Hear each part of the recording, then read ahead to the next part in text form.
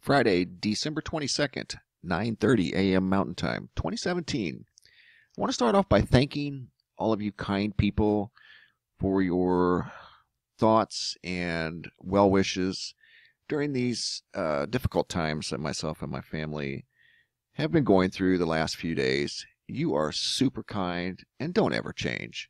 The world definitely needs more people like you guys, and I sincerely appreciate your thoughtfulness. Now to the video. Back at the New Madrid. Low levels again extending from the top of the fault zone all the way to the bottom. And it's just unusual. I want to share some video footage that we took of the Illinois River while we were in Illinois this past week, or actually last weekend. But here you can see at Tiptonville, Tennessee, the river currently, as I do the video, is at around 4 feet. Go down to Caruthersville, it's around 5 feet. Go to Osceola, Arkansas, it's showing below 0, so more or less bone dry. Memphis, below 0, and Tunica River Park, Mississippi, showing a low level of around 7. Here's another one. Mahoon Landing, Mississippi, -3. So extremely low, once again, above the New Madrid fault zone. If you're in this area and you can conveniently send me some pictures of the low river levels from any part of this area, I would greatly appreciate it. This picture was sent to me by a young lady from Memphis who had never seen these types of sandbars or the river this low. She's been taking her father to this exact area for many, many years. Her or her father had never seen the river that low. This image was taken from near Caruthersville, and you can see it looks like the Sahara Desert. So it is definitely unusual. Why is it? It's not limited to, though, I must say, but it's more extreme above the New Madrid. It's almost like it's being controlled. I did, back in September when we talked about this, someone had made a comment that they had heard, they're from this area, that the tributaries, and the tributaries are the rivers that feed the Mississippi River from north, south, east, and west. Well, actually, primarily east and west, but you can see the Ohio River is one, the Missouri is another. The Illinois River is also a tributary. I was at the Illinois River. Brandon and myself took some video of the Illinois River, which it too is very, very low. But down around the New Madrid, why it's so extremely low in that area, it's just a bit concerning, that's all. It could be being controlled. Is the water just simply vanishing and then being replenished through the locks and dam systems? I don't know. Is it being withheld by the locks and dam systems? Are the tributaries holding back the water that normally flows in to this area here? And why? Why not the entire river? Why just this area, if that is in fact the case? Saying that it's a drought, well, if it were a drought, it would have affected a much larger area.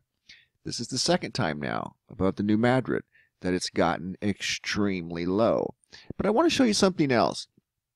An area right in this area here. This is the Illinois River, and it feeds into the Mississippi River down at Alton, Illinois. And here it is on the regular map, and I'm going to take you right to where we were standing. Okay, this is the Illinois River, and we were standing right here. Okay, this is a boat dock. This would be the south boat dock. This would be considered the north boat dock.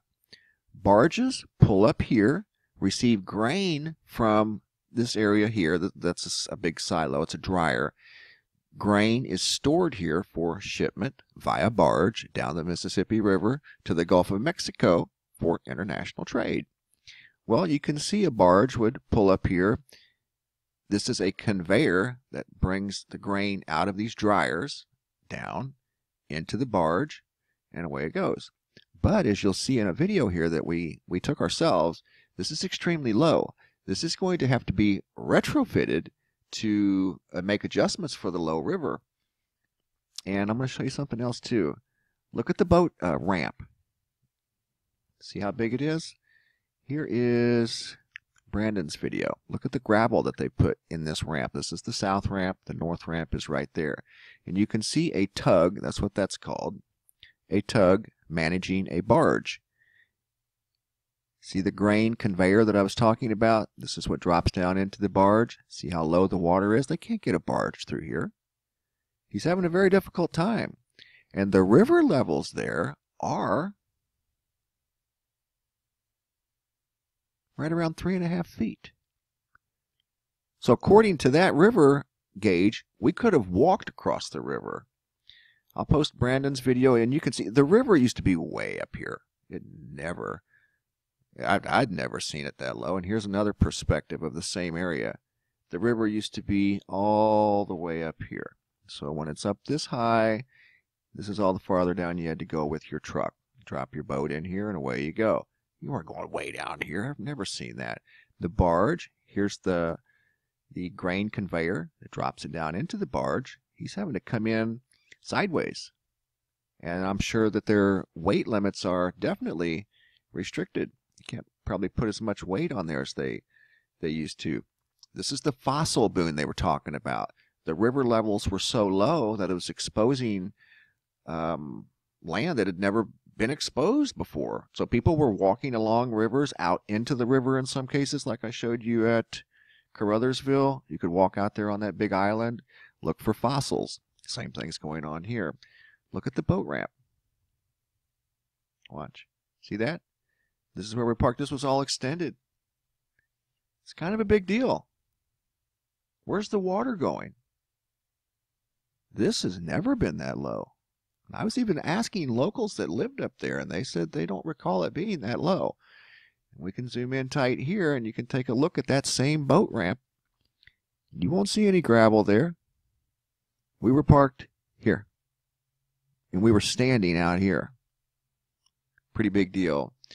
So what's going on? I don't know exactly. It kind of looks like to me the water is being controlled. I will say this on a side note. I went by a family friend, their home in Waverly, Illinois, and they started a grain company years ago when, as he was my best friend in high school. His name's Jack. His father started a grain company that delivered grain to this exact silo right there. He would haul grain to here, and there's another one in Naples, which is on down further. Yeah, right here's another one. Should be a couple of silos down here, I think. There's a barge there. Yeah, several silos. Anyway, grain is stored in here also for barge shipment to the Gulf of Mexico. Well, he started out with one truck back in the mid-1970s. Their grain company and transport company grew to a multi-million-dollar company, and they were very proud of their company. They had built it from the ground up. His younger brother, who was a couple of years younger than us in high school, he was the overseeing manager of the company, and they were doing very, very well. And I noticed that someone had bought them out when we were up there last week. Their name was no longer on the company. So I did some research, and sure enough, they had been taken over by a much larger company. However, the young man that I talked about that was the overseeing manager of the family business continued to work for the company that bought out the grain operations. And I found that very odd because they would have never sold their company. No, that company would have been in their family forever. They started that company with one truck. And then to sell it and then still manage it for somebody else, to me that just didn't make any sense. And I knew those people, still do. I knew them personally. The company was named after them, Johnson Grain. They would have never sold it. I don't know why they sold it, but that's on a different note. But it all kind of ties into the control and movement of grain. They moved and controlled a lot of grain in this part of the country. They became very big, and they were the go-to people moving grain all around this area. But they moved it to the river for transport to international trade.